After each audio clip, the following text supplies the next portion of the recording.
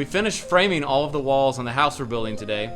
Our next step is to double top plate these walls. I'm going to take just a second to tell you about what a double top plate is, why we do it, and there's 3 really good reasons actually why you should use a double top plate.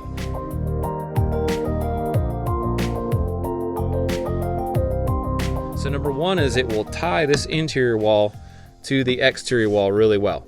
This is an interior wall, this is an exterior wall. This plate will lap over like so and get fastened through here, and all the way down this wall. Here's a look at one of these corners and how we've lapped the plates in opposite directions to tie this stuff together. Nice! Okay, now we're looking at the inside here, top of the wall and some rafters coming down.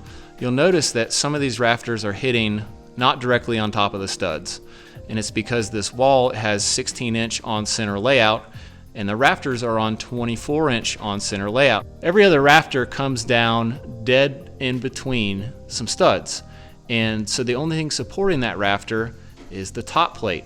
And a single top plate would not be strong enough, it would sag. So by code, the only way you can place rafters on this plate is to have a double top plate. And then basically the top of your wall is the same strength anywhere and you can place rafters anywhere you like. Oh, so there is one more thing that double top plates do. If you have to break your plate because you can't reach the entire distance of a wall in like a 16-foot board, this double top plate will basically add rigidity back to your wall across this joint. So that's the 3rd thing I forgot. Hey. So that's the 3 main reasons why you need a double top plated wall. There's one reason you really wouldn't need one, and that's if your rafters and your wall have the same layout.